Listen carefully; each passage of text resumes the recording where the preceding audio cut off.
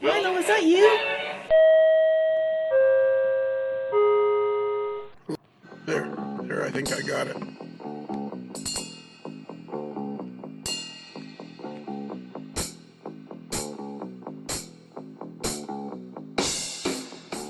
So we'll turn off our cameras too because it gives us better. Concentration. And yes, concentration, and it's mostly because of me. Yeah, everybody's starstruck and stares at him. No, because I'll see you reading your computer, and I'll be thinking, "What are you reading?" I'll know you'll be researching something, or you'll be looking at something, and I'll see your eyes moving, and I'll think, "What's Bruce reading?" Well, I'm talking, and then I get distracted about the question that I'm asking, and it just becomes one big giant mess. It just becomes a big blob of mess. Hey, so Bruce, I got a question for you before we get started. Okay, do I have an answer for you? I think you do. Okay. I think you'll have constructive input. Oh, pressure's on. Yeah, pressure's on. Okay. Yeah, we're not talking to you yet, What Michelle. was that? Good ears. Got a mouse in the room? Yeah, I know, exactly. So we're going to interview Michelle Kempema. Yes. From the Colorado Model Railroad Museum. I'm pretty sure that's the name. In Greeley, yes. Colorado. Yes. And I got to remember once before we talked to her, and she seemed like she was just a fountain of information. Yes. And I was going to do this for What's Happening, where we just talk to people for 40 or 50 minutes to keep people through this. It should be perfect for that. Well, let me finish. Okay. I have a presentation here. Okay. Sorry. There's more handouts. Will there be handouts? Okay. Yeah. I guess yeah. I'm thinking, I just got a funny feeling that when we start talking to Michelle, this could easily turn into an episode. Yes. There always is that possibility, but I recall last conversations, yeah. Yeah. It might not become a trilogy, but certainly an episode. Yeah, so I'm thinking we could start out as it was happening, but I think we should be prepared that it just kind of morphs into an episode. Okay. So then my question would be, yes, with the What's Happening things, they're more about the current affairs of we're recording this around the 1st of April, and they're more about the current affairs, and I don't see how we can do an interview that will probably be played somewhere towards the end of June.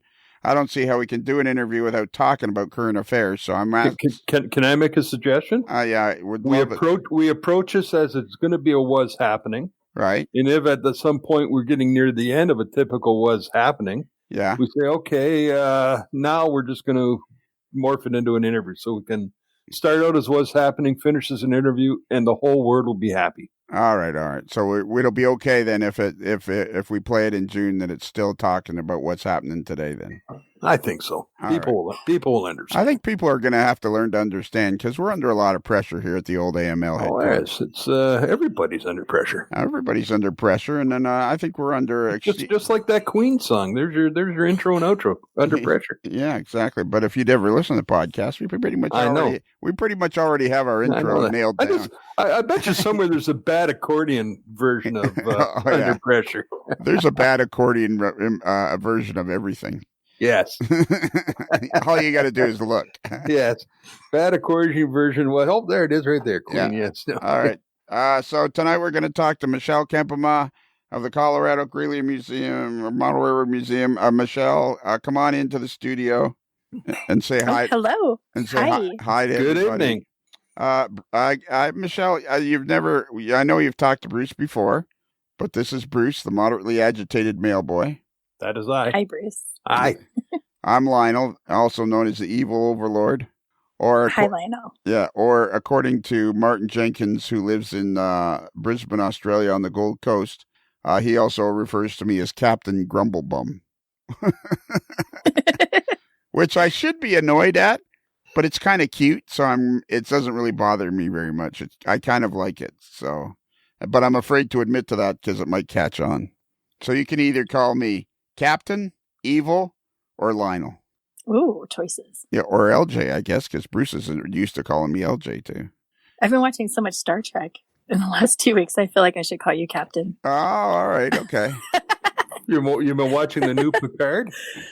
I watched the new Picard. Oh, don't tell me, because I've got it all PVR'd. I haven't seen them all yet. All right. Well, I've watched it all, Bruce. I'm going to tell you because you always tell me the end of the race. You always tell me the end of the NASCAR races. Somebody gets killed? Yeah, exactly. Oh, man. Ensign Ricky buys it in the end, the red-shirted guy. There's a red shirt, and he dies. Yeah, there you go. There's a red shirt, and he dies. All right, Michelle. When was the last time we talked to you? Maybe about a year and a half ago, I think. And then I think so. And then in that time, I got a bone to pick with you. I got a really. I have a real serious complaint for you, Michelle. Like this is not This is not kidding around. This is me being annoyed. So be prepared. Okay. So when we came to it is the Colorado Model Railroad Museum, right? Is that the correct name? You got it. Correct. We came to visit you, me and Tony Cook, the editor of Model Railroad News. We had a great day. I had a ball. We talked to everybody, and we did an interview, and it was much fun, was had by all. And then I gave you, because you're a $10 Patreon member, I gave you a shirt that I owed you, and a couple, and one another. And then I saw about 3 months ago, you were starting to paint something. And you said, "Okay, I'm using my new ModelersLife shirt, and I'm looking forward to getting paint on it." It's a brand new shirt, and you're just going to paint in it? I only get paint on my favorite shirts, just so you know. Nice comeback. Nice save. Well, to be honest, I thought it was the perfect shirt because modeling is honestly new to me. And so I'm like, I'm going to wear this shirt every time I'm modeling because I'll be taking pictures. And okay. Nice save, Bruce? Yeah, kick that right into the corner. Yeah, that's right. No problem. That was an easy save. It was a good handprint, too, that I got on it. So what do you do? Dip your hand in the paint and then stick it on the... no, I accidentally did it, but I figured it would happen. That's why I just set it up front. So. I had another. I know what I want to ask you before we go much farther. So when we were there, you guys were getting all ready for... I met the fellow that had the shirt. What shirt did he have on? I interviewed that guy in your office. What was the guy? The Life is Good shirt. I don't remember which one he had on. He has so many of them. It was Norm Wilstein. Norm Wilstein, yes. And you guys were getting ready to do your what? Our youth program, our youth summit. Youth summit. How did that go? It was great. And we've had a lot of communication since then within the group. We actually had one planned for 2 weeks from now, but it's not going to happen. So we'll do it again in the fall. All right. But who did somebody from Walters come or something, you said? Yeah. Karen Formica came from Walters, and her presentation was really interesting. They actually did research studies with families that have no modeling history or anything in Milwaukee. They really hired a professional firm to talk to families, and the results were very interesting. It was so they found that girls love everything except the train, and boys love crashing the trains, which we knew that part. But the parents in the other room at the same time, a lot of the parents were actually the people who were the barrier to the kids having the model trains, because the parents were like, "My kids would never like that," and then their child was the one who had the most fun in the room with the products. So, really? Yeah, it was an interesting find, kind of an interesting outcome they found on that. So the kids that like the trains, the parents in the other, so they had them separated, and the parents in the other room were the ones saying that my kid would never like that. Yeah, exactly. And they found that quite a bit. The parents were the pessimists who were like, yeah, no, they would have no interest in that. And then their kid was the one in the other room, like breaking out all the model kits and painting stuff. And so what they did is the kids were all in a room with Walters products everywhere. And they were allowed to do anything they wanted for an hour. And so, the girls broke out everything they could paint, and the boys set up trains and played with the engines, So, right. But this is like the 4th to 6th grade kind of age group. The high schoolers, they came in and they just played on their phones. Oh, yeah. But then they interviewed them, and they found that those kids were actually, they said, yeah, if we competed in that room, we would have had a lot of fun and we would have pulled stuff out. But they wanted to compete. They wanted it to be a competition instead of just a free form. So that was really interesting findings that they had on that. Okay, so if it had been some sort of a model building competition, they would have been all over it, in other words. Yeah. And that's what the high school kids, that was the feedback that they gave. I thought it was really interesting. Did they find out of the parents who were these perceived barriers that they've been exposed to the hobby in any way or form, or just that they knew nothing about it, therefore the kids wouldn't like it? I think it was that. I think it was that latter part. I don't know I don't know the answer if they asked them that question, but they appeared to be parents who had no world of modeling at all. So. All right. And how many days was it? Just one day or what? Yeah, we just had our meeting for one whole day.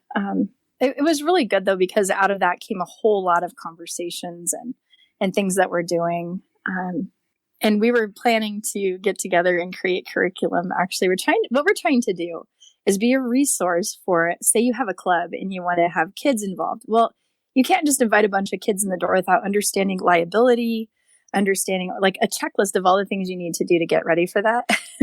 Right. How do you work with kids? What curriculum are you going to use? What's your plan? Do you have liability insurance? All the do's and don'ts when you have kids in a room. And so we're trying to create something that's super simple for people in clubs to use. We're also working with John Gardberg, who does the Rocky Mountain Train Show, to create curriculum for train shows that's simple to use. So we're working on a lot of things that hopefully this year we can get sent out to be useful for people to use. Wow. So we just kind of want to be like that support group, clearinghouse. I'm not sure. We're not sure what to call ourselves, but we want to be a support to the hobby. A support to the hobby, no matter where you are, anywhere in North America and perhaps anywhere in the world, kind of thing. Exactly. And since this is a current talk, we've taken that to like a whole new level at the museum. The day before we were closed for this COVID-19, we decided that we're going to go online and do our youth programming that way. And so we created model kits and handed them out we got them into the hands of 120 families before we had our shelter in place go into place. Right. So we have 8 lessons planned. So every Tuesday and Thursday, we've done number 1. So 2 and 3 happen next week. And we'll be doing science kits where the kids have the stuff at home, and we'll be doing like virtual classroom with our families and our communities. So, and then we also put out the list. Most of it is household items, so kids around the country could also join in if they want to. We made coffee cup race cars last week. Wow. It was pretty fun. Coffee cup race cars. That sounds like it'd be a blast. It does. It was pretty fun, I have to say. I'm just trying to visualize what a coffee cup race car would look like. But well, it would be low I think it would be low in the front for drag, but you'd have that rim part, so you'd have to have some sort of an airfoil. You'd probably have like one of those 500 horsepower Honda engines, Bruce. Yeah, maybe 500, I guess. Yeah. Yeah, forced air intake. Yeah. Absolutely. Yeah. And all of that hooks to its rubber band drive. Yeah, yeah, exactly.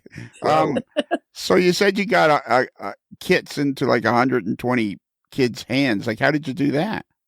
Oh, it was crazy. Well, the first day we had 30 kits, and we put it on Facebook and said, hey, from 2 to 4, come pick these up. Well, right before the door opened to do that, the families were lined up down the street. And so we had 70 families waiting for 30 kits. So we made a wait list, and then we made 100 more kits the next day.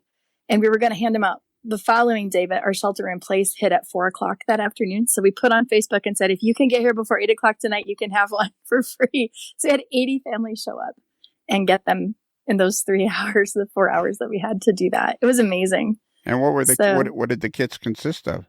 So, well, you've got your 2 coffee cups with lids, rubber bands, washer, bead, and paper clip in a bag. And that goes in the bag. That's lesson 1. Lesson 2 is like this. We do a poster. We're going to talk about energy sources. And we make a harmonica out of popsicle sticks and rubber bands one day. And so that's all in there. And a straw. You have to have a straw for that. And so like they're all in Ziplocs, like they're different kits.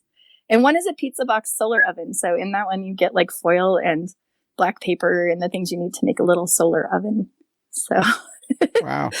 Nothing high tech stuff around the house. But I had to get, it's really hard to get 140 pizza boxes in 2 days. Yeah, I'll bet it is. So I will give a shout out to Jimmy John's, or not Jimmy John's, Papa John's. Wow, yeah, careful. And giving us, sandwiches, not pizzas. Because the whole community had to step up. I had to go to multiple coffee shops to get enough cups, and one of the hardware stores gave us the bags to put everything in. And so it really was a community coming together kind of thing. Okay. And who came up with this idea? Like, how did this idea even, like, it seems to me that I don't know. How do we describe it? I don't even know how to ask the question, which isn't unusual. But I'm thinking to myself, so explain to us again what the mission statement is of the Colorado Model Railroad Museum, because it seems like it's not just model railroading. It's the mission statement seems to be to help improve the world just in general. Is that, I don't know, what is the mission statement of the Yeah, this will make sense. So our mission statement is to use a model railroading experience to educate, inspire, and bring joy to all ages. Okay. That's our mission statement. We have a vision statement, and it's to use model railroading as an avenue for human creativity. Wow. Yeah, we thought really big. For a long time, we thought we would be more than just come in and run a train. Right. We want you to come and be a part of it and find joy. And right now, people can't come in our buildings, so we need to take joy out. And so that's what we're doing. That's pretty cool. And so just remind everybody, because people won't know, or even if, they forget and all that stuff. So just a brief history of the Colorado Model Railroad Museum. It was created by Dave Trussell. Right. And it was kind of his lifelong dream. He had Lynn Westcott's book, 101 Truck Plans. And there's a page towards the back that says, if I had $1 million, I could build the ultimate layout. Right. I'm sure you guys know that book. So he thought about that his whole life. He drew all these different plans, and he chose plan number 7 and location number 7 to build his ultimate model railroad. And he built it because a man in our community, a very prominent man, said, hey, this is what I've given to my community. What are you going to give? So he decided to build it in Greeley and give it basically to the community as a gift.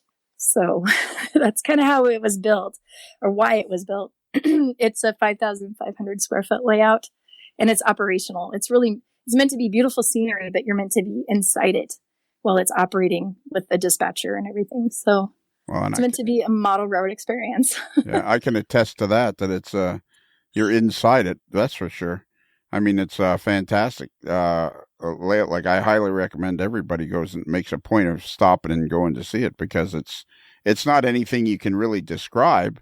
It's something that you have to see in person, really. I mean, yeah. And so we have this awesome excellence in model railroading kind of experience. But when Dave hired me, he at the same time said, I want us to be a part of the community, and we're here to support people and make people happy and bring joy to people too. So he's like, I want you to balance that with model railroading. And so that's why we do some of the crazy things that we do.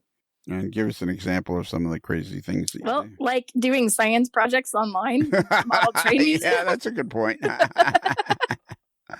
And who came up with that idea?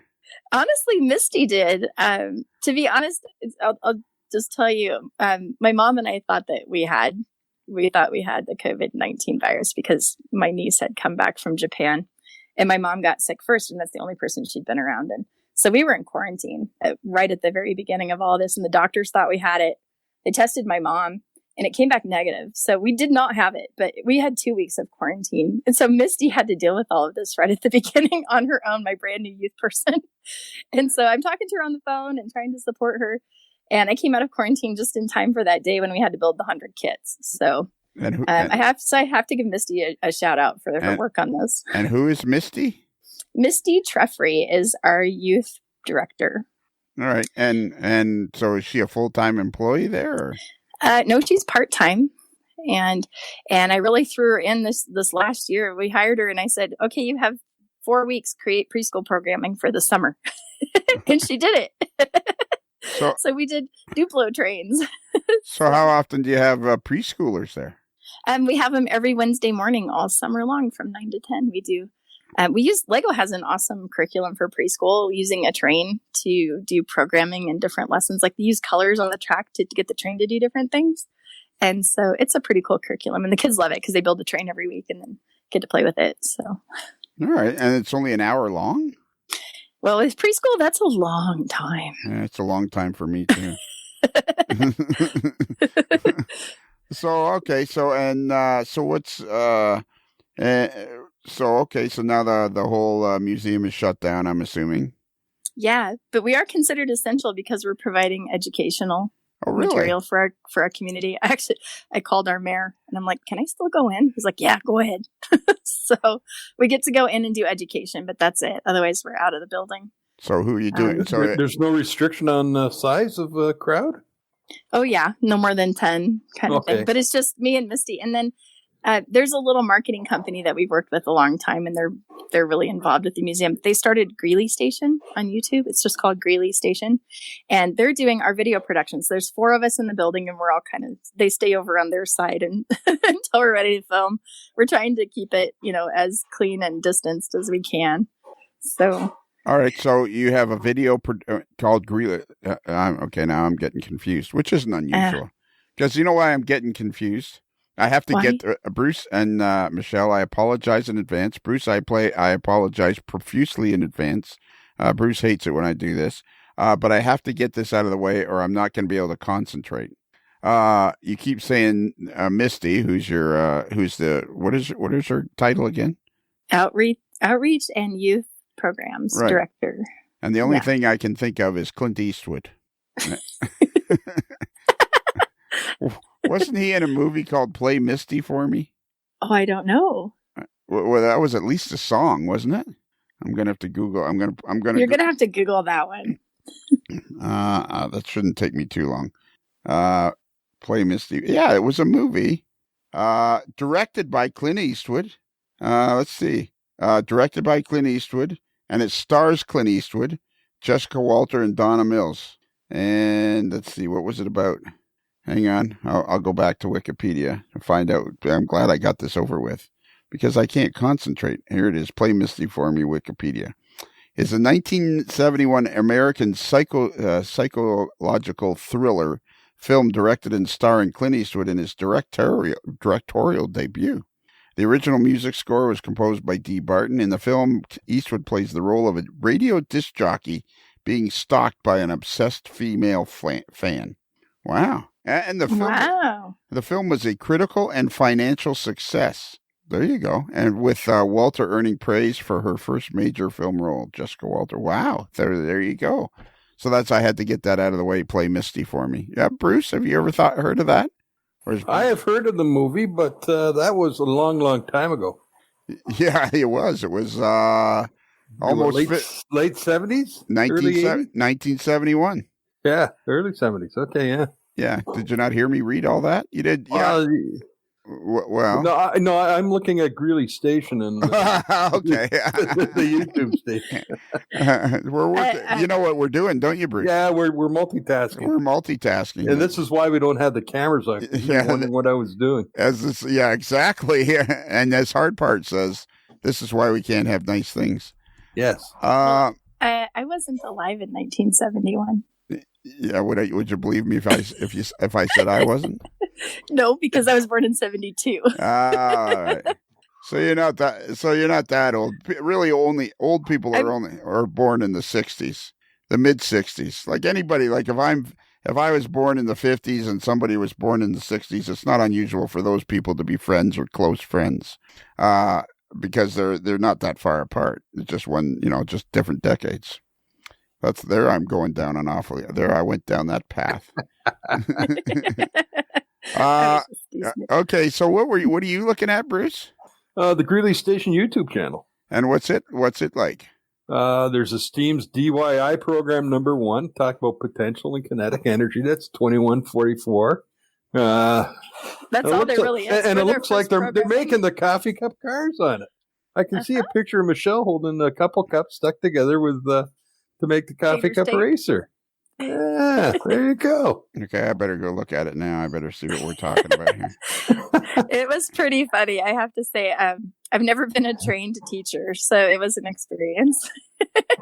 You've never been but it was fun. It was fun. I mean, I roll with stuff like this train came through right at this moment. We're talking about potential energy. So there's this point where I said, okay, we're going to practice potential energy. So everybody just be still.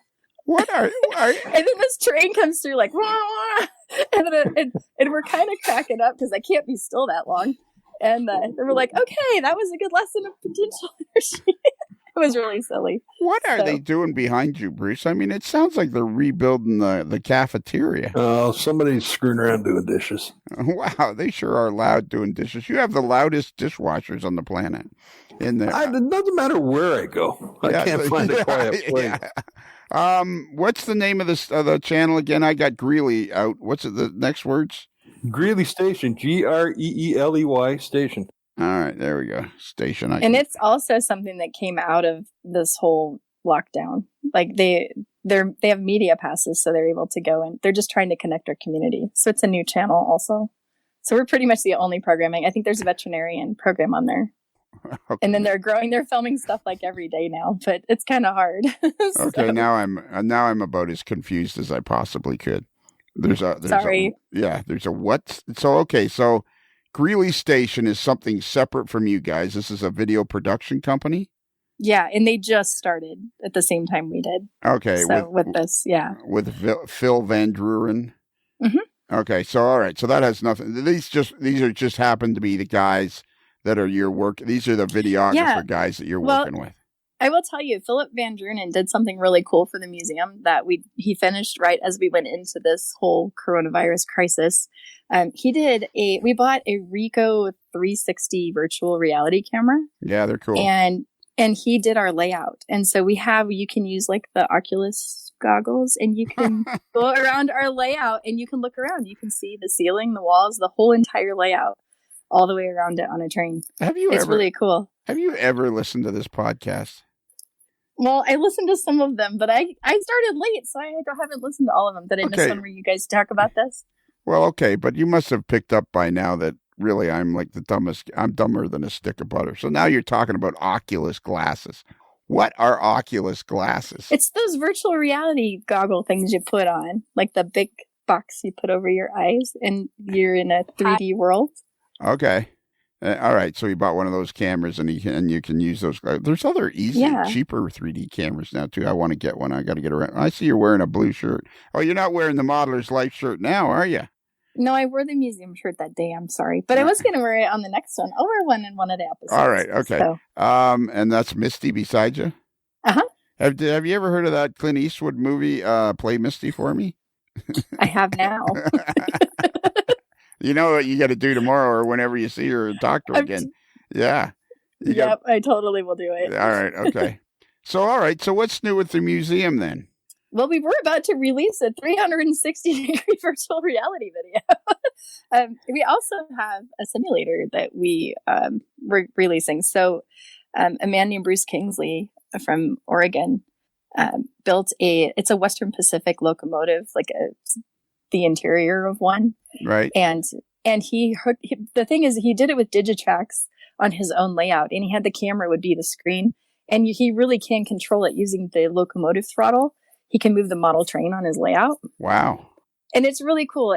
But he was ready to part with it, so he donated it to us, but we're completely NCE. So we're in the process of converting the Digitrax over to NCE to work on our big layout. Okay. But it's really cool. So isn't that locomotive isn't it in the back corner there behind the caboose? Is that what you're talking about? Uh-huh. Yeah, we have it sitting back there. Yeah. Okay, so you're in the process of getting it so your people will be able to operate from the inside of a locomotive. They'll be able to operate the layout that way. Exactly. So you can be able to control a train out on the layout, and what you see on the screen is live. That'd be cool. That's pretty cool. That is very cool. It should be fun. It should be very fun. That'll be very cool. And that sits behind the caboose, Bruce, if you're ever there. Just go behind. If I ever get there, I have to sneak behind the caboose. Yeah, just go behind the caboose, which is back where that's back where all the ship models are back there. Yeah. Okay, so it seems to me like so now you're doing something with Kevin Rubel too. What's that all about? Well, out of the same whole corona crisis, we have so many volunteers who are at home right now as just modelers across the country, right? And so we were thinking locally, how do we get in touch with these guys? So I partnered with Kevin and the museum did with Caboose, and we started something called OS Virtual Check-In, and we just want to check in with our modelers. And so we threw it up on Facebook, and I think we had a little over 20 guys come on last Thursday, and we had Lance Mintime. Mintime, yep. Mintime, and he talked about his book, Art of Modeling, and it was great. That is a great book. If you don't have it, get it. I know. And so he talked about some of the principles in there, and then he was at his home, which is kind of cool because he just takes his phone and shows us on the layout the concept that he's talking about, like adding something vertical. So he walks over and shows us the palm trees. It was really cool, and we really enjoyed it. So we're going to do it every Tuesday and Thursdays. I think it's 8:30 Eastern, so 6:30 Mountain, where I'm at. And we'll have a different speaker talking about whatever. And it could be rail fanning or modeling or whatever. And then on Saturday nights is Michelle's show. I wanted social time. So Saturday nights at 5 Mountain time, we just have kind of a free-for-all, what's on your workbench. And I just ask people what they're working on, and they tell me what they're doing. It's fun. And so how would people find this if you're still doing it when this is broadcast? How would people find it? You would find it on the Caboose Facebook page or the Colorado Model Railroad Museum Facebook page. Okay. And it's always the same link. It's always, because it's a Zoom meeting, the number that you dial in can stay the same. So you don't have to get a new link every week. You can always just use that same one. So that made it a little bit easier. So we decided to use Zoom. You have to have a Zoom account, but they're free. And because we have the host account, we can talk longer than 40 minutes and you can stay on. Zoom is interesting. Everybody can use it for free up to 40 minutes, and then it just cuts your call off. It's kind of funny. It's like, oh, we're out of time. But Caboose actually bought the host package so that we can talk longer. But we did only talk like an hour on my social time. I only went over by, 15 minutes. Okay. All right. So, and that one we were just calling happy hour. Because you can bring a beer if you want. All right. So where do so I'm on your Facebook page now, your Colorado Model Railroad Museum Facebook page. So where would people go to find the link then? Well, it's going to be a post. And as soon as we get through this, it'll actually be on our website. As soon as we can go in and put stuff on our website, then it'll be more permanent there. Right now, probably the easiest place to find it is on the Caboose site. He has made an event, and it's called OS Virtual Check-In, and it's a Facebook event.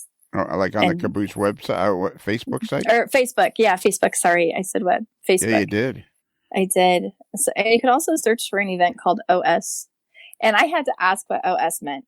Do you guys know? It's a real railroading term. Yeah, on sheet. On sheet, yes. So, yeah. Exactly. So that's the point is, what are you doing right now? Where are you guys? Check in with us kind of thing. Right. So well, that was the thought. You're not dealing with a couple of... Yeah, you're not dealing with a couple of yahoos, you know. We know a few things.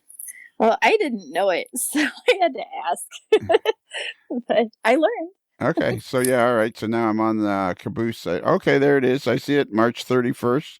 It'll be on. Okay, so like I say, this will probably be broadcast in a few months. But I'm assuming you're going to keep going with this as long as you can, probably maybe forever, eh? I kind of hope so. I really had fun. I enjoyed it. And maybe I'll actually model more if I have time dedicated to do that, you know? Okay. And what would you model if you were going to model? Well, I'm not going to build a layout in my home. No. But I like to build pieces and parts, and I love to paint. So I'm going to be like painting antelope and cows and all kinds of animals. That's what I like to do. So and do you think you'd like to build structures at all? Yeah, I'm going to try it because I like the weathering part of stuff. Okay. All right. Yeah, I do like weathering because I do that with my crafts. You know, I'm the craft girl that came from the craft show world before I came here. And I have all these crazy supplies that I'd like to figure out how I could use them in modeling. So for me, it'll probably be one giant experiment. All right. To see if my stuff works. Okay, and now I know you travel like all over the place, or you were traveling all over the place before all that started. So what else is exciting in the world of the Colorado Model Railroad Museum? Well, let's see. Okay, I wanted to tell you the story because this is pretty funny. Okay. This is a funny story. All right, so hang on. We just kind of have a rule here. Okay. You tell the story, and then we'll determine whether it's funny or not. Okay. All right. So, yeah, because it was, I don't know. Yeah, you tell me what you think it is. So I decided I'm going to go to Amherst. I'm going to go to the Amherst train show. For one, ModelersLife's going to be there. And I want to see what this giant train show is like. And I had spent some time with Nancy Workman of Soundtracks a few days before that. We planned a little girls' vacation in Boston. And so I went to Amherst. And so I'm in my hotel that morning. I only get the one day at the show, just the Saturday. So I'm up really early and I get my little museum vest on and I put my 4014 pen and my 844 pen and my Union Pacific steam pen on because I'm excited to talk about the big boy. I'm excited to talk about all the Union Pacific stuff that happened this year. So we get to the show, and I'm walking down the first aisle, and I'm like, I don't see anything Union Pacific. And I get to the second aisle, and I'm like, I am in a foreign country. It was so funny because I just thought that, my world is so Union Pacific themed because that's what's all around me. And so what I learned in Amherst is that there is a great big world out there with so many railroads. And it was so cool. And I really enjoyed seeing the layouts there because they all had like a harbor. They all had ships, and it was neat. Everything was like New York or something in Maine or, it was such a different world. I really was in a foreign country. Right. I found one guy with a UP hat. I almost tackled him. I seriously ran across the aisle. Who are you? Tell me you're a UP fan. Oh my God. So was my story funny? I would say it's marginally adequately funny. Yeah, marginally adequately funny. I would say 7 out of 10 would find it marginally adequately funny. Yeah. Oh, sweet. Exactly. I'm doing pretty good. That's better than 6. Yeah, exactly. Well, yeah. So how well do you know Nancy? What's her last name? Nancy Workman. Yeah, from Soundtracks. How well do you know her? I know her really well. We're old friends. I went to Durango to meet her a few years ago and learn about Soundtracks and what they do. So we decided to she's from Boston. I don't know if you know this. And the very first show that she ever sold product at was the Amherst show. Right. That's really where Soundtrack's first show was. She is a wealth of information. And, she had the Blackstone models piece too. So I learned so much from her, spending these days in Boston with her. It's really neat. And so, yeah, I talk to her all the time. Well, on Facebook almost daily now, but she's a neat lady. You should interview her on the show sometime. I should. She's a very intelligent woman who's created an amazing business. We just interviewed George Bogatuk. Oh, yeah. Mm-hmm. See, she hired George. She's smart. Exactly. George is a great guy, and we just interviewed him. So that was pretty cool. Do you know something about George? And you'll have to test him next time you have him on here. He remembers every TV show episode he's ever watched. You should grill him sometime. Well, he never told us that, did he, Bruce? No, he kind of glossed over that. Yeah, it's a pretty cool talent. Yeah. Like he's the one that we could be discussing the nuances of Gilligan's Island and Get Smart and stuff like that, I wowould suspect. Exactly. I would think so. Yeah, I would think so. See, I have a problem with Gilligan's Island. I'm stuck. I watched it all. I watched them as a kid and all that stuff, but I'm stuck because I don't understand how if it was a 3-hour tour, which means they'd only go an hour and a half out of port and then back again. So they weren't going very far from the out to sea, and I don't understand how they didn't realize that somebody didn't know there was bad weather coming in if they only went out about an hour and a half out of port. It was a 3-hour tour. That means you're an hour and a half out, hour and a half back. So how did they not know there was bad weather coming in? It seems like they were kind of irresponsible to me. It was like one of those late afternoon pop-up thunder showers you quite often get. Just boom, and there it was. It could be too, eh? Yeah, just one of those pop-up showers. Maybe so. Yeah. I don't know. You just ruined Gilligan's Island for me. I was a believer. I'm still a believer. That's a great Monkees tune. Yeah. She'll be too young for that as well. So. Yeah, exactly. Do you know who the Monkees are? I don't. I do know who the Monkees are. Do what we like to do. The only time you get restless, there's always something new.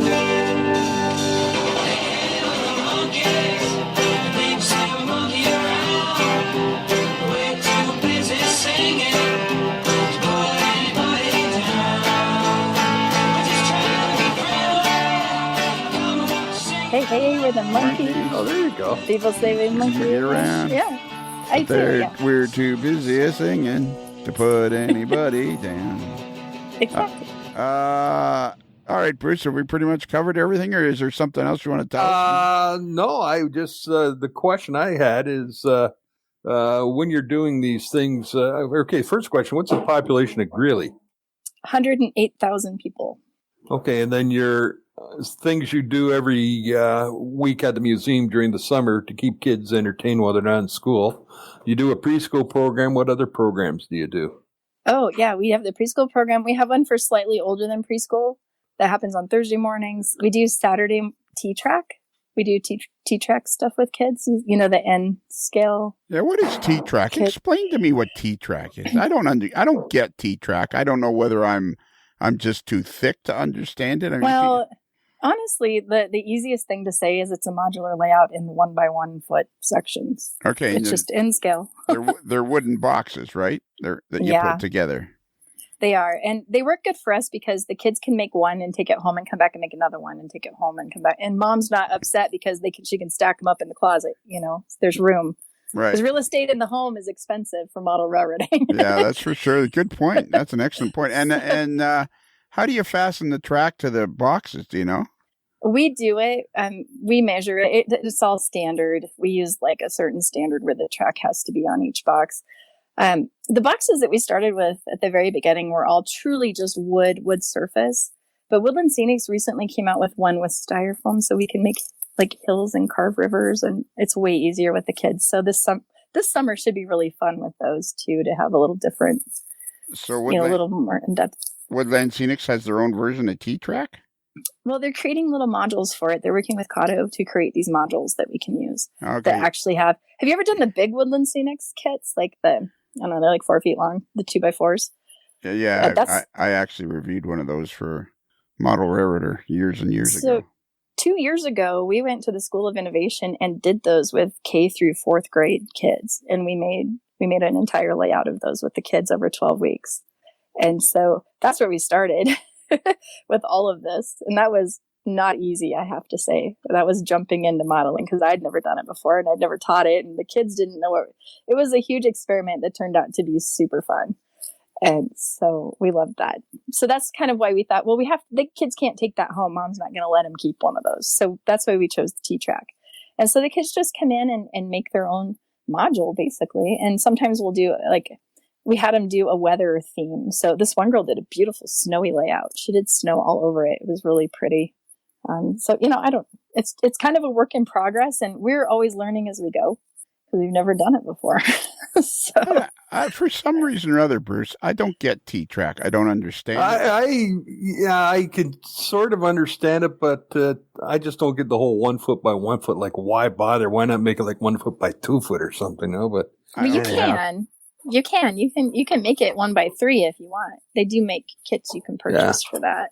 So I'm looking here now. I've gone to Cato now has N-Gauge Unitrack T-track modules by Woodland Scenics, and there they are. They're like they got hills and everything on them.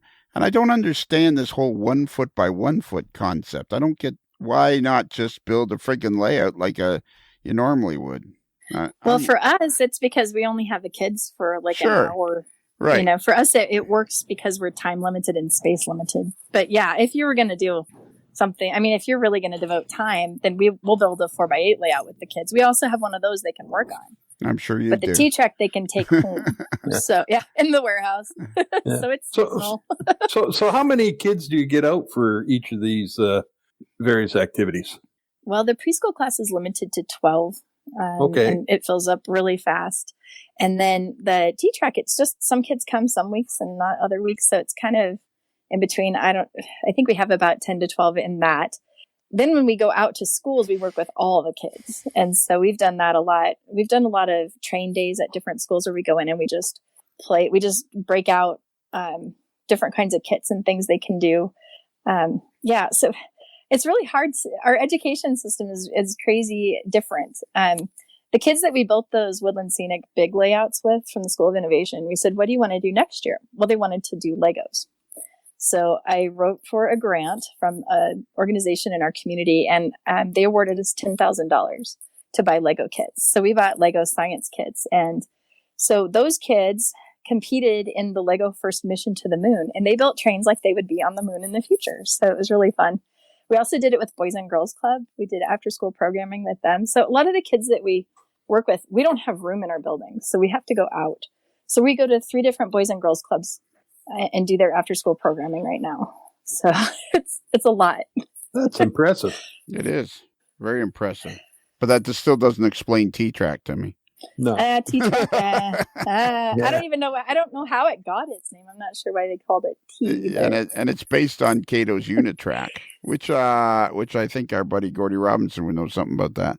And Tracy Boyd, I think she bought a bunch of T-track things. She bought a bunch of T-track. Amherst. Yeah, we got to get her back. We got to get Tracy Boyd. We need her to learn all about T-track, put it all together, figure it all out, and then come here and explain it to us. There you go. She could maybe explain it. I was with her in Amherst when we were looking at that time saver layout. When she talks about the time thing, that was the time saver layout. I don't know the name that invented it. That's what she meant, is that we were looking at this time saver layout there. So, were you say you don't know who invented the time saver? No, I don't know the name of the person. I can't remember. The guy who came up with it was the very well known and famous. Well before your time, he probably died about the same year you were born. A guy named John Allen, who had a fabulous layout called the Gory and Defeated.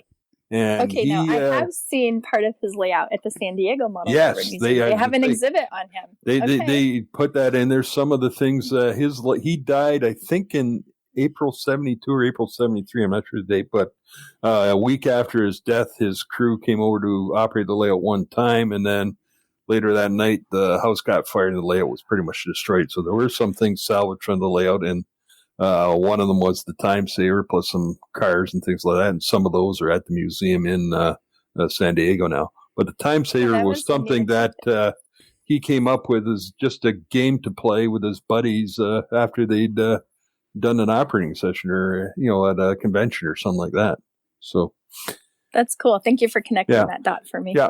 and then there is, if you Google railway shunting puzzles, it will take you to a website that has all sorts of information on time savers and another shunting puzzle sort of coming out of Britain called the Inglenut. So there you go. Is shunting a British word? Shunting, switching. Yeah, shunting is British, and we would call it switching. Okay. Yeah. Okay. But railway shunting puzzles will take you to everything you might want to know about time savers and Inglenuts. And if you build a little layout like that, you can have hours of fun playing with them. I don't see how any of this helps me with T-track. Well, we're trying to get your mind off T-track. Yes, ignore the T-track behind the green curtain. Yeah, just step away from the Lionel. Step away from the T-track. Yeah. I want to tell you one other story about traveling. I'm sorry to change the subject, but this is something kind of interesting. Again, she's never listened to the podcast because we quite often digress. Yeah. That same week that I was in Boston, the week before I was at a tourism convention, and there's like 3,000 people there, and we all go into a huge room for lunch. So there's tables for 3,000, and I randomly sit at a table, and I sit next to Julie from Northlands. You guys remember Northlands? Yes. The place in New Jersey? Yes. And I'm like, you're at a tourism convention. I've never met anyone from Northlands before. And so I met Julie. And I also met Tariq. And so their story has changed. And I don't know if many people know this, but Northlands was sold a few years back. Right. And a man named Tariq bought it to tear it down because he wanted to put warehouses on it for his import business that he had. Right. And he walked into the building and he went, I can't tear this down. Wow. And so he's put, I think, about $500,000 into it to upgrade it to the point where visitors will be more comfortable there. Okay. And has reopened it. And he's actually selling it to like the senior tour market out of New York City kind of thing, like day trips out of the East Coast. Oh, really? Which is brilliant because that is the market for Northlands. And so he's trying to save it. So I took the time and I took the train from Boston all the way down to Philadelphia and then rented a car and we went up and spent a day at Northlands the day before we went to Amherst. And it was very, very interesting. The thing I learned about Northlands is that the man who built it, he was way ahead of his time. It's like a Japanese anime in there. Like it is a surreal kind of place, and it is not prototypical model railroading, and it wasn't meant to be. The trains are honestly the background. There's not a station in there. There's nothing prototypical about his trains at all. They're just movement in the back of his art. Okay. And I think if people look at it that way, they'll have a much better experience there. Because he created these I was fascinated with his industries, and evidently that's what he liked to build. And so he would build this building, and he'd have a structure, and then there's a structure attached to the side of that, and then there'd be a ladder, and there's a structure up on top, and here's one sticking out the side, and now there's another structure over here kind of hanging precariously off the edge of the roof of this one. And if you'll have to just look it up, these crazy things. And I just stood there and went, I wonder what they manufacture in that building. Right. So it was very entertaining. And I did enjoy my visit. And I thought I would spend an hour and a half, but I spent 3 just walking through it once. Really? And it looks like it's in a huge building. Like 50,000 square feet. Holy it's massive.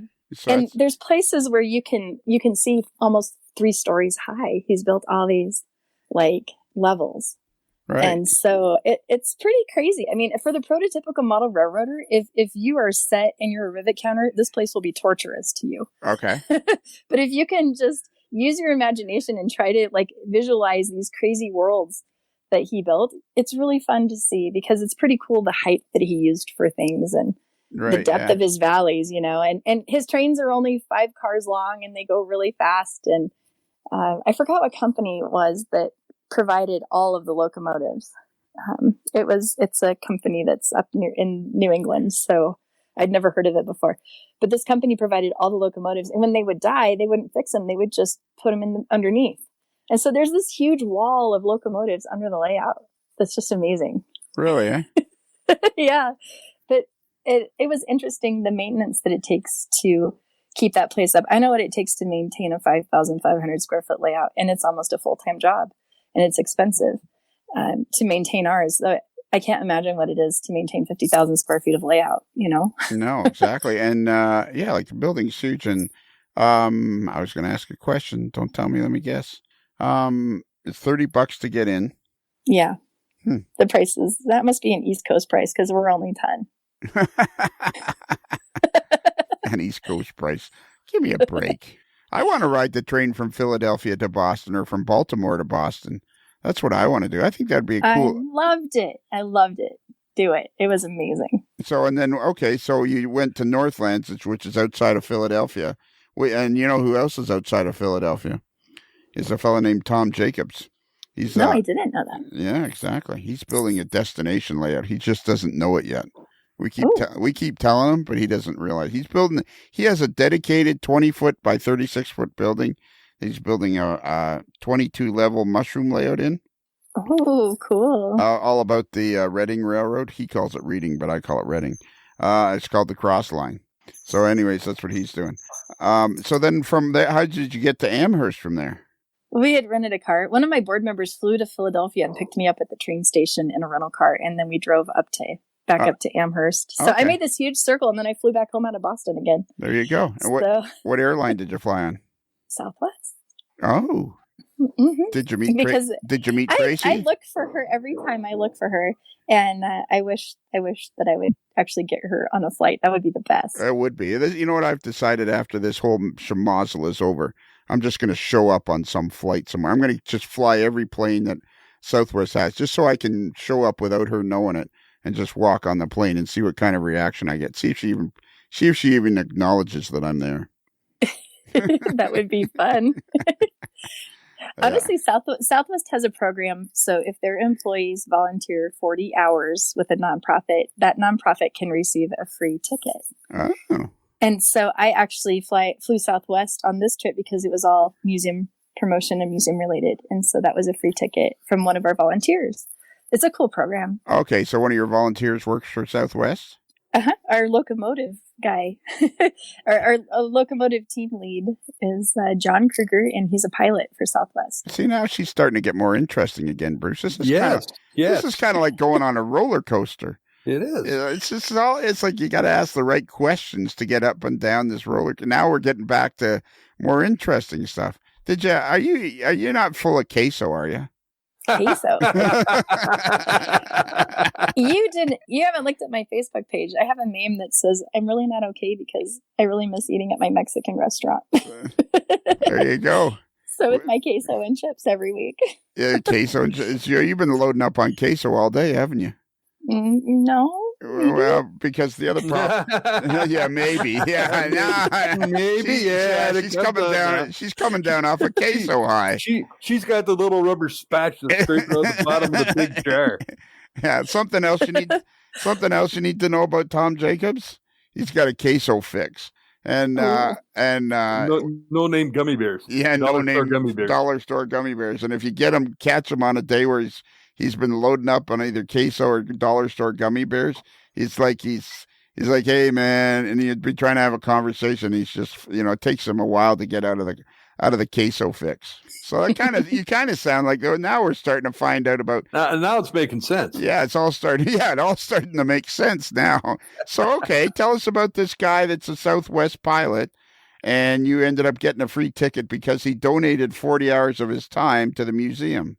Yeah, he's our locomotive team lead is what we call him, and he's a really cool guy. He's just he's ex-military, retired military, and then went to work for Southwest.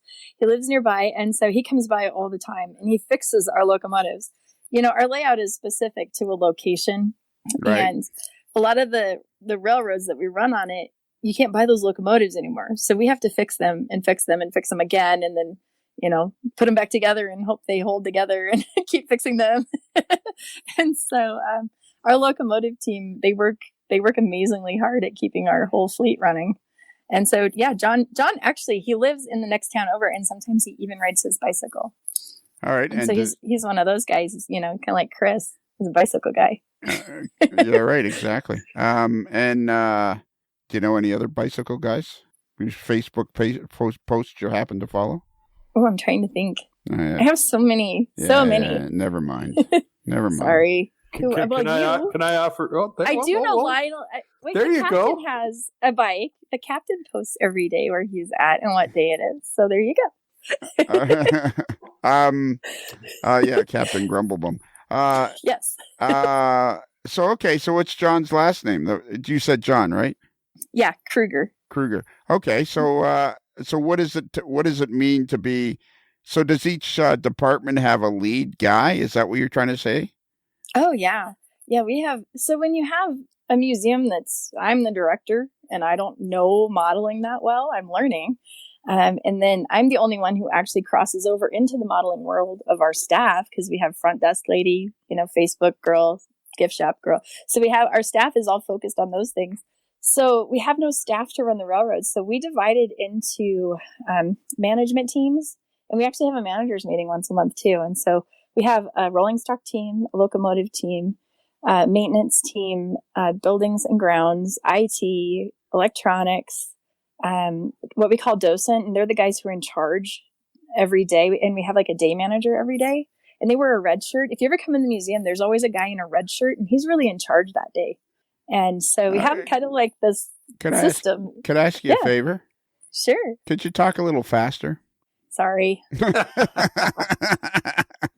got to edit this to slow it down. Yeah, I'm going to have to slow it down because okay. She's leaving. Be like one of your videos when you're going to throw it around. Like, that's round that's great. Yeah. It's like all she mentioned all these really cool things, and I'm thinking each one of them would lead us down an interesting question. And it's like, I'm not picking up any of this because she's saying all these departments so fast. Because I haven't even hit Southern yet. Wait till I'm excited and I start with the Southern accent. It gets worse. All right, yeah. And so you have what's a docent? Okay, so docent is when the museum is not doing full operations with a dispatcher. We have a computer system written by Randy Palmer that will run 9 trains, 5 one way and 4 the other, and they will pass each other on our sidings. But it takes someone to come in, maintain it, turn it on, run it, watch it, because occasionally couplers like to break and stuff happens, or the public touches something and derails a train, or, so we have what we call a docent manager. And because we call that our docent operations anytime we're not operating full ops with a dispatcher. All right. So time out. What do you know what the word docent means, Bruce? I sense that you might know. A docent is generally a volunteer who sits around the museum and is knowledgeable of what is going on at the museum and can explain things and answer questions to and from the public. Oh, okay. So kind of works the room kind of thing. Yeah. All right. Okay. So you have it. So how many people would you say are qualified to be your docent? Our docent managers there's probably, I don't know, 20 of them, and they alternate when they come in. And usually we have 2 or 3 at a time. It's easier if you have multiple people. Okay. I've learned that the hard way because I can run the museum, just me in the building too. I know how to run. And we've kind of misnamed the computer program as docent program, but I didn't do it. It was before me. I would have called it something else. But the computer program, the docent program, I can actually run it. But usually what happens when I'm by myself with no help is like one train will be in the loops and something breaks and some cars roll back and hit the train behind it. And then that derails under the mountain. And then so, yeah, that's what happens to me. It'd be a massive mishmash at that point. Exactly. Yeah. But typically it runs great unless I'm by myself. So how old do you think, so how long had the museum been in existence before? When did you show up to the museum? Well, Dave opened the museum in 2009. So we had our 10th anniversary last May. And that's when he actually invited people in for real. And I actually came that summer. What he did is each Saturday that summer, he invited a different nonprofit in town as a fundraiser for them. And he said, invite your donor base, have them come in and collect admissions at the door, and we'll see if people like this place. And I worked at a homeless shelter at the time. So I came in and I sat, there was literally just a card table by the door, and we had a little shoebox that we put the money in. and so at the end of the summer, my daughter had said that day, she goes, Mom, this is the coolest place I've ever been. Could we volunteer here? So we started volunteering. So that whole 2009, 2010, I was there a couple times a month as a volunteer. And we literally just had a little card table. And so we've grown a lot. Right. So, okay. So, all right. So you volunteered there in 2009. So you've been there 11 years then. Yeah, I was hired in January of 2011. I finished college. I was a single mom back in college, and I got married in 2009 and finished college that last year. And then Dave was like, I think this place could actually be something. I think we could be self-sustaining. And so he said, if I put up salary for you for 3 years, will you take a chance on this and come work here? And I said, yes. So here I am. So are you, how many full-time employees does the museum have? I'm the only full-time. Okay. And then we have a 30-hour and a 20-hour, 2 6-hours and a 3-hour. So, and then sometimes we have college students and we get high school students in the summer that our city pays their wages as an internship program, which is really fun. So we usually get the theater kids because they want to work with kids and do crafty stuff. And so it's super fun. Right. Okay. So, all right. So now you have, so how many different departments do you have? Like you talked about the engine guys, the locomotive guys. How many different departments do you have? Well, on the employee side? No, like you said, John, the Southwest pilot guy, he was in charge. He was the lead. That was inside. Well, that's inside. I've never numbered them. So let's see. Okay, so we've got a locomotive team, a rolling stock team, because we have over 4,000 cars in the building. Wow. Yeah, and so they have to be certified and maintained, and the volunteers get to use some of them, and so then they need maintenance. And rolling stock is a huge job.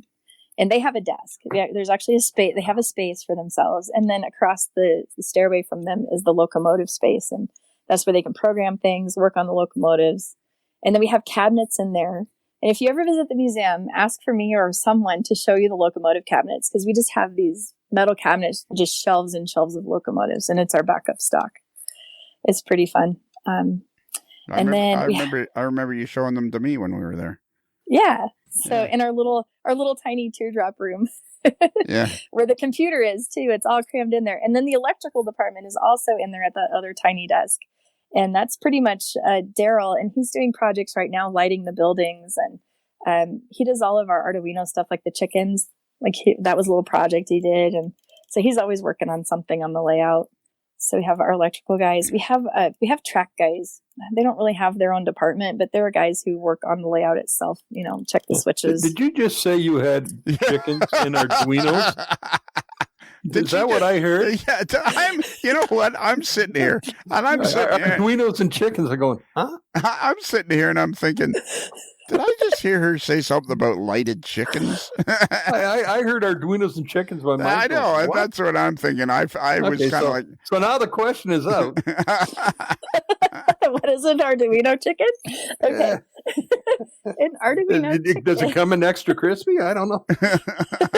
Yeah. Actually, I will tell you this. So what it is we have this technology. I think it comes from Germany. I'm not sure the company. There's 6 chickens.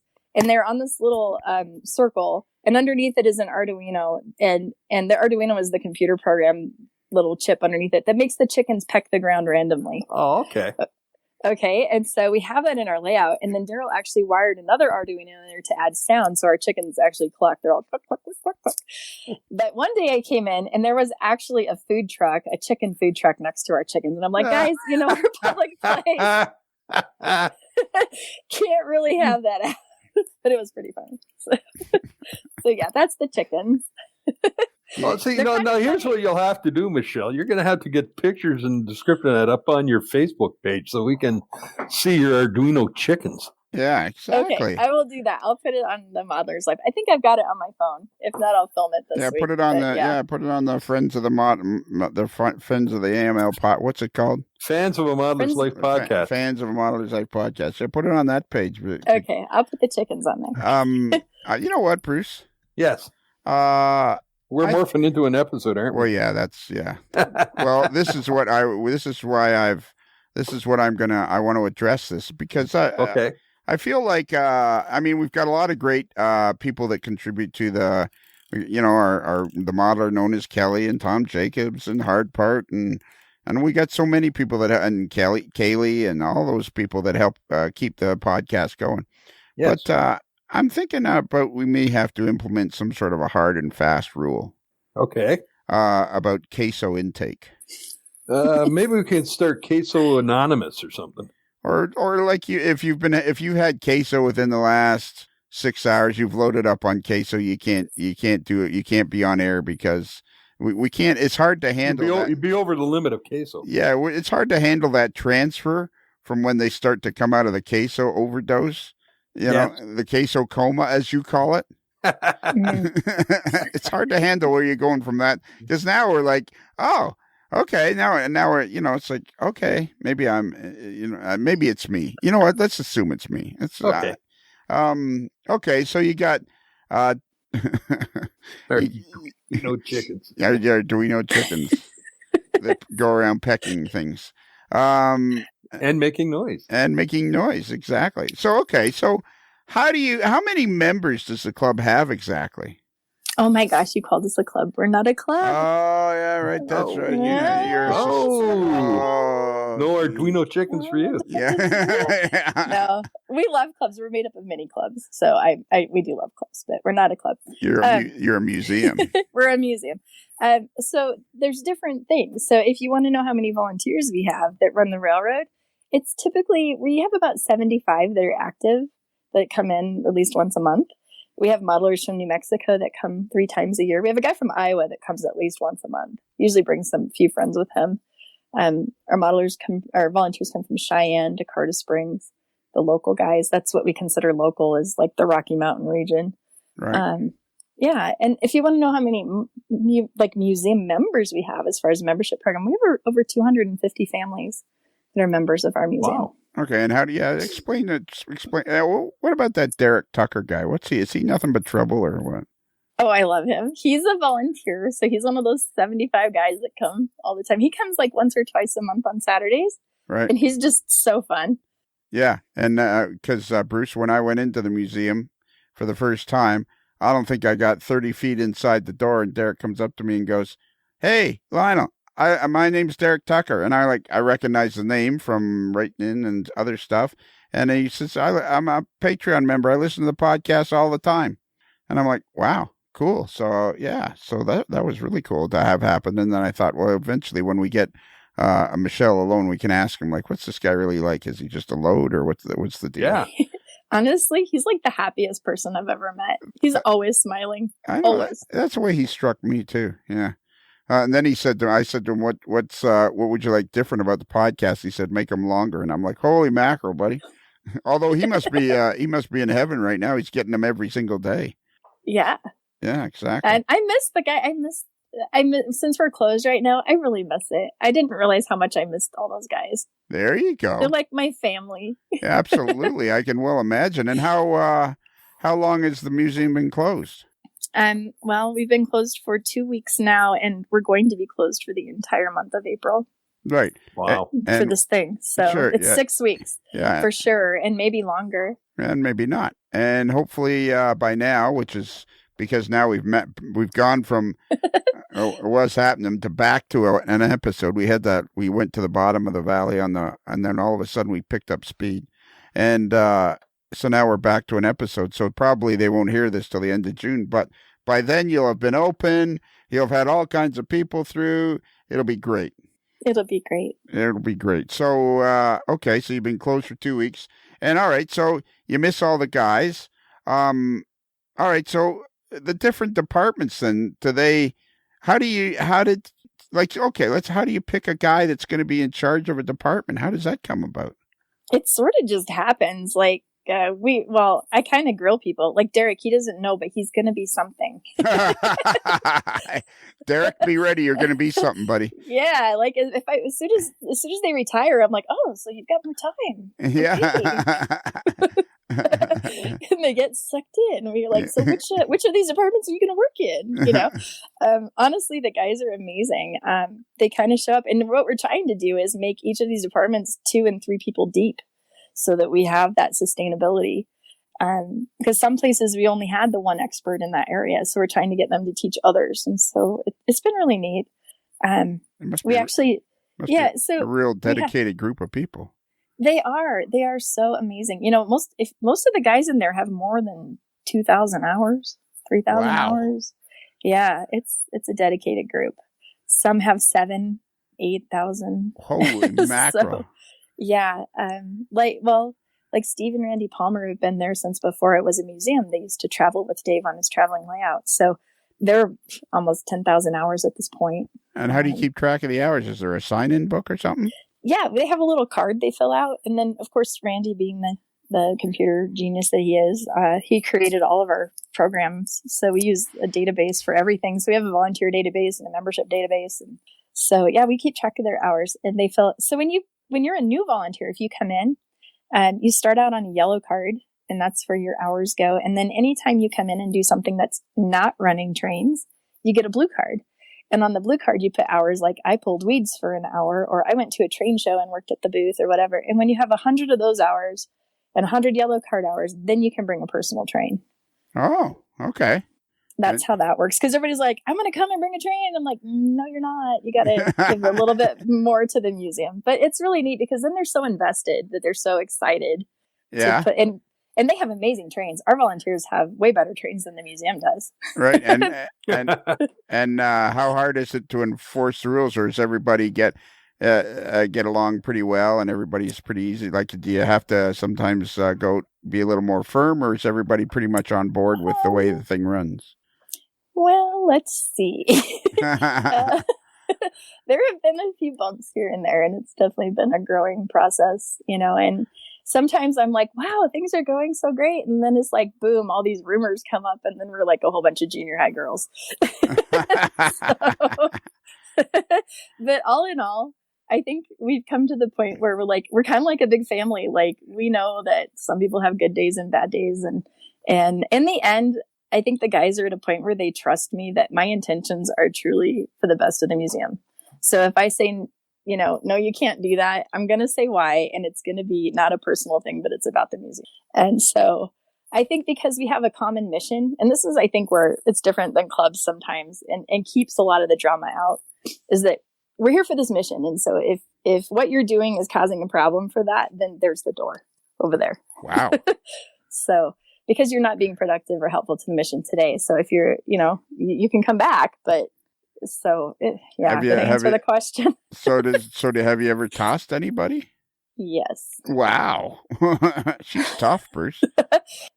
Sometimes tough love, right? It is, because, you know, we need to have a positive environment. If someone comes in and they're completely negative and they're negative to the other volunteers, it's just not fun. And the number one rule, and this was what Dave Trussell told me the very first day he hired me. This is the only rule he said he had for me. If it's not fun, change it. Ah, there you go. And so I truly live by that. So we have had a couple of volunteers that we had to let go because it just didn't work out. Right. But I did have one guest I let go one time. That's a good story. Yeah. Gotta be. Gotta be. You turfed the desk. You gotta live that. Yeah, I had a grumpy guest, and yeah. So all right, let's have it. Do you want the story? Okay. Absolutely. So this is good. Really... You know what? You can change the names to protect the innocent. Yeah. How about this, Bruce? How about this, Bruce?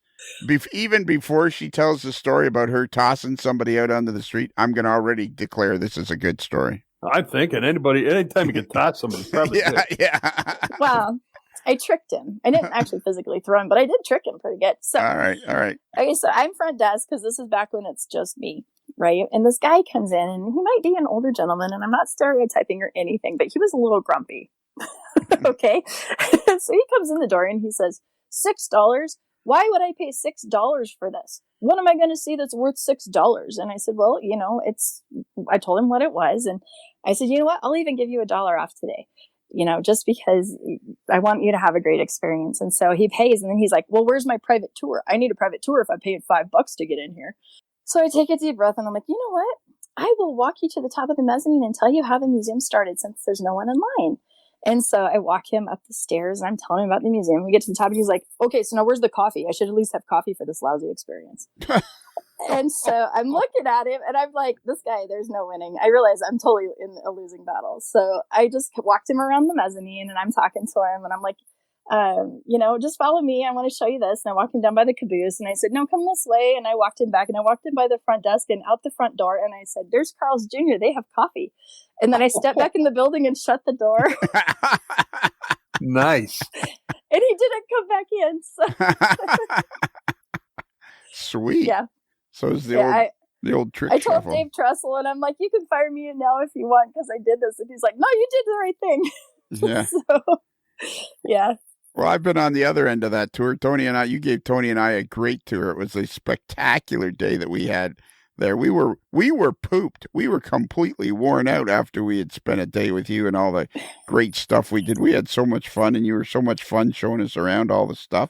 Thank you. It was fun. I had fun. Yeah, so. We all had fun, except for that Derek Tucker guy. We got to keep our eye on him. He's just a happy guy. Hey, Derek, how you doing, buddy? Hey, Derek, whatever you're doing right now, take a picture and put it on the fans page. Boom. Yeah. Okay, so tell me the part about because you have the thing about it, Bruce, is you come in the door and pretty quickly off to the left side they have a dispatcher's office, which is a really, really cool dispatcher's office with a CTC machine and everything. But you can walk right in, everything is incredibly open and user friendly, accessible. Yeah.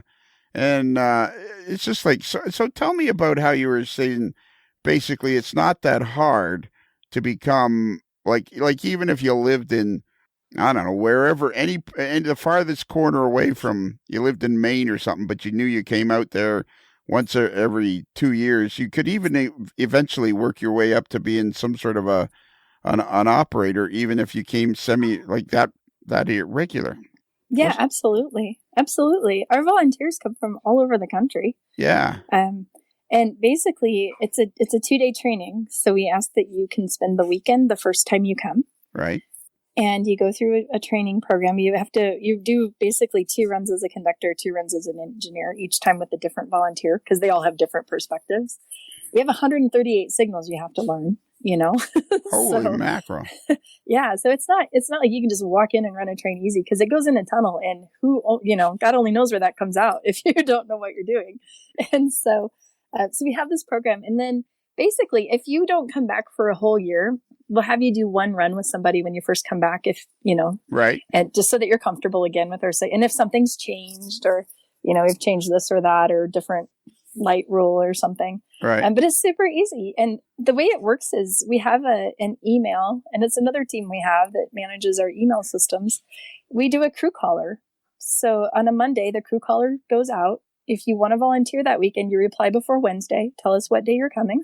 And then on Thursday, the crew caller goes back out to everybody and says, these people are coming Friday. These people are coming Saturday. And that's how we do it. It's painless. All right. So what days are you open on the weekend? Friday and Saturday, or Saturday and Sunday, or what? We're open Friday, Saturday, and Sunday. Friday and Saturdays are always operations. Okay. Sundays are our docent program. The docent program. Sometimes ops. Like about once a month or so, the guys will do ops for fun, or an extreme train day or something fun. Okay. Yeah, and then in the summer, weekdays is also docent, because most people are working, and so we don't get enough volunteers to fully operate on when we do Wednesdays and Thursdays. Okay, so you're always open. You're always closed Monday and Tuesday, but in the summer you're open Wednesdays and Thursdays as well. Yes. Okay. And Bruce, just in case you didn't realize it, docent means it's somebody that kind of walks around the museum and just kind of works the room and answers questions and keeps an eye on everything. At that point, she's talking about her automatic operation system, but yeah, that's kind of confusing. Yeah. It's very confusing. I think you should rename him Otto. Otto, yeah. There we go. Yeah. Randy named the backup computers Huey, Dewey, and Louie. There you go. I'm going to tell you guys the secret, so only ModelersLife people will know this, but our whole layout is hugely technologically advanced and everything. There's still a parallel port on that computer. And a floppy drive. Holy mackerel. Nothing wrong with that. Randy. Although Lionel would have a problem. Yeah, I would have a problem with that, but Bruce is all about that. A lot of other Randy's people figure if it works, go ahead and use it. Yeah. That's Randy. He's like, they still function perfectly well. That's so right. We're using them. There you go. Exactly. Man, this turned out to be pretty good, Bruce. It did. It has, indeed. Is there anything we haven't covered, Michelle, that you wanted to talk about? I don't know. I talked about all kinds of things I didn't plan to. Well, there you go. And I think, Bruce, we'll have a series of meetings about this. But yes. I'm thinking from this point forward, the queso rule should be known as the Michelle rule. Because she's the second one involved? Well, yeah, maybe it's the Jacobs rule. But I think the original should be the Jacobs person. rule. Yeah. I eat guacamole as much as I eat queso. So. Yeah. How about the Jacobs rule? The Jacobs rule covers all sorts of gooey Mexican food. There you go. It's the Jacobs rule. You cannot break the Jacobs rule. It's yeah. Okay. It's the rule of Jacobs. Too much. You can't load up on gooey Mexican food before thou shalt not load up on queso before a podcast. Yes, or 6 hours, the minimum 6 hours. Yeah, or dollar store gummy bears. Gummy bears. Yeah. I'm not touching those gummy bears. That seems sketchy. Hey, Michelle. Yeah. Do you know what rockets are? Yeah. Do you know what? Oh, better yet, do you know what Smarties are? It's a candy. I love Smarties. They're the best. There you go. She loves Smarties, and of course, I used to get Tartan Tinies, but now you can only get Smarties. They're the next best thing. And Smarties are, of course, they come in a box and they're chocolate covered. What? A Smartie is not that. What are you talking about? I'm talking about Smarties. Oh man, Bruce. No, Smarties are like little tiny, sweet tarts in a roll of plastic. Yes. And in Canada, we call them rockets, and it's confused the hell out of Lionel because Smarties up here are like M&Ms. Yeah, Smarties up here are like M&Ms, and there definitely are Smarties. So as far as I'm concerned, Smarties are the same all over the world. When we have Tom's stock, we're gonna have to load up. That'll have to be like a door prize, or that's part of the registration goodie bag. It's a box. What's that? A box of Smarties. A box of Smarties and a couple rolls of Smarties? Yeah. And some rockets? I want the rockets. No, we'll bring rockets down too. We'll be all set. We'll bring rockets. We'll have Smarties. We'll have I think you're talking both about kinds of pop. Smarties. You know, like the popsicle that's a rocket. Oh, no, not those. No. The bomb pops. Those. That's what I thought you were talking about. What's your favorite food, Michelle? Oh my gosh, I don't know. Mexican food for sure. Yeah. Okay. I'm sorry. Do you have do you happen to have another 30 or 40 minutes you could spare with us? Sure. Yeah, because I'm Bruce. I'm thinking this could be some down-home fun asking her the Kelly questions. I'm thinking. If she has that done, then I'm thinking it'd be a lot of fun. Yeah, she's never done it. Yeah, I think that's a no. I don't know. I think I need a week to prepare. No. Preparation. No preparation. Just lay off the queso and you're good to go. Okay. All right, Bruce, can you give out our email address? Yes, our email address. Please send us emails. We'd love to hear what you think. Our email address is ModelersLife, modelers with one L, ModelersLife@gmail.com.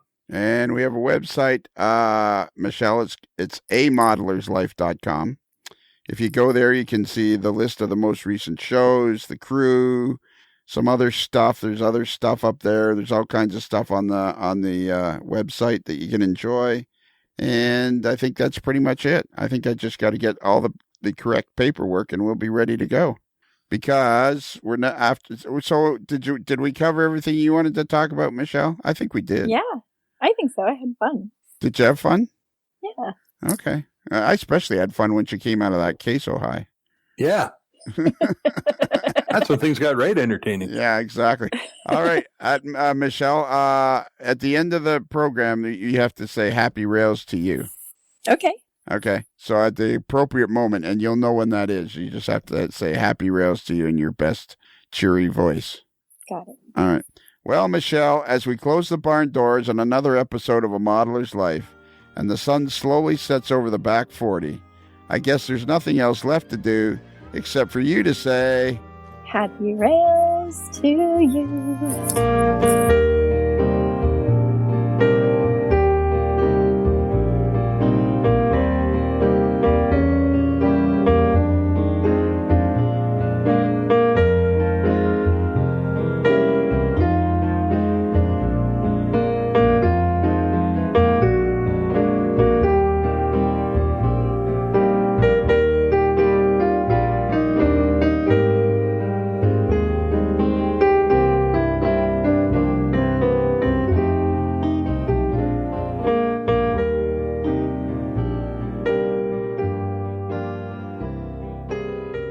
While in Busted Knuckle, guests of A Modeler's Life podcast stay at the Casa del Sol Motor Court and Inn, where late-night dancing at the Rumba Room is a magical event to be experienced. It's another Lincoln Homer.